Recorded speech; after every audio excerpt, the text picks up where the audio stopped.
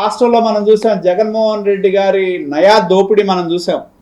అలాగే గుంటూరు నడిబొడ్డున అంబటి మురళీకృష్ణ వైఎస్ఆర్సీపీలో అధికారంలోకి వచ్చిన తర్వాత తన అన్న మంత్రి కావటం, వైఎస్ఆర్సీపీ యొక్క అధినాయకత్వాన్ని అధికారాన్ని ఉపయోగించి గుంటూరు పట్టణంలో ఉన్న ప్రముఖుల యొక్క భాగస్వామ్యంతో ఈ ప్రాజెక్టుని కబ్జా చేయడానికి నిర్ణయించుకొని ఆయన చేసింది ఏంటో తెలుసా?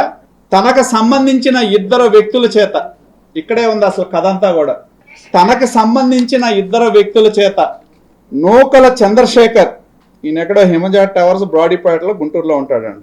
తర్వాత కరణం వెంకట సుజన్ కుమార్ కేర్ ఆఫ్ నాగరాజ కుమారి, ఈయన ఎక్కడో హైదరాబాద్లో ఓల్డ్ ఆఫీస్ పేటలో మియాపూర్లో ఉంటాడంట.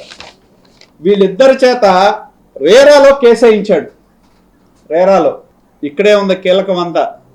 రేరాలో కేసు వేయించి ఈ ప్రాజెక్టు సరిగ్గా నడవటం లేదు కాబట్టి వినియోగదారుల యొక్క ప్రయోజనాలకి భంగం కలుగుతుంది కాబట్టి దీని మీద చర్యలు తీసుకోండి అని చెప్పి పిటిషన్ వేయటం జరిగింది. పిటిషన్ వేస్తే నాకు తెలిసి మరి ఏ విధంగా రెరాలో ఆ రోజు సభ్యులుగా ఉన్న చందు సాంబశివరావు గారు, అలాగే మరొక సభ్యులైన, అంటే అధికారంలో తెలుగుదేశం ఉన్నప్పుడు అపాయింట్ అయిన వాళ్ళు మిగతా వాళ్ళు తప్పుకుంటే చందు సాంబశివరావు గారు ఇంకొక ఇద్దరు మాత్రమే కంటిన్యూ అయ్యారు కొత్త వాళ్ళని వేసే ముందు. ఆ చందు సాంబశివరావు గారు నాకున్న సమాచారం ప్రకారం ఆయన్ని గుంటూరు తీసుకొచ్చి వీళ్ళే ఈ ఆర్డర్ డ్రాఫ్ట్ చేసి రెరాలో ఆ ఆర్డర్ మీద చందు సాంబశివరావు గారికి వారికి ఉన్న పరిచయాన్ని వినియోగించి అడ్డగోలు ఆర్డర్ ఇచ్చారు. అడ్డగోలు ఆర్డర్ ఇది.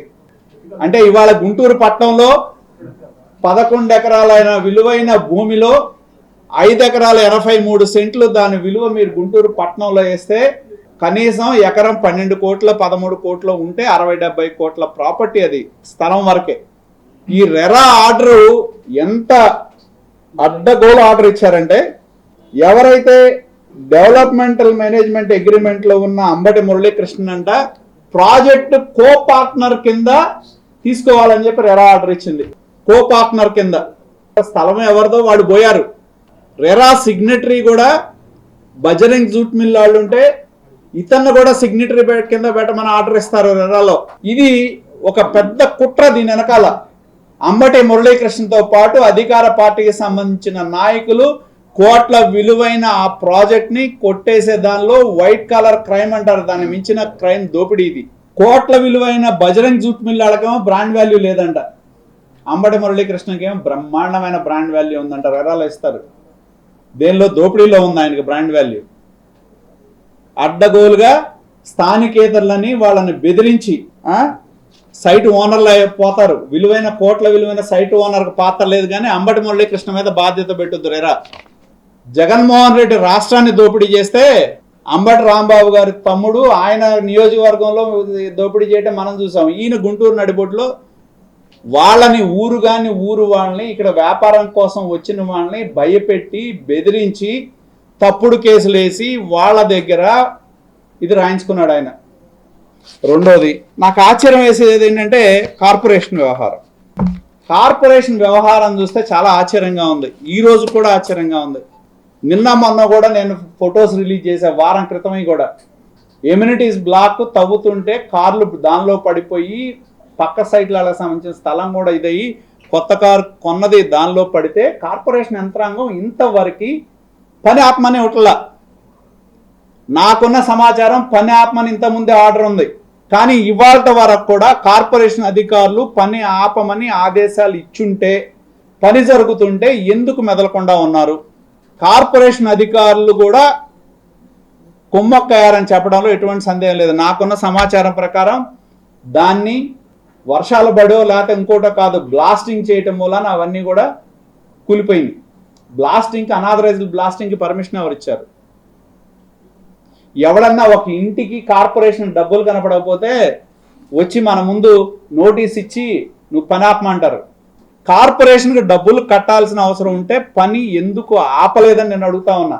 ఏంటి కార్పొరేషన్ అధికారులు కుమ్మక్క ఏంటి? టౌన్ ప్లానింగ్ కానీ కార్పొరేషన్ అధికారులు కానీ కుమ్మక్క అవడానికి ఏంటి? కాబట్టి ఏదైతే రెరా ఆర్డర్ ఏదైతే ఉందో మేము కూడా దీని మీద సమగ్రమైన విచారణ ప్రభుత్వాన్ని కోరుతాం.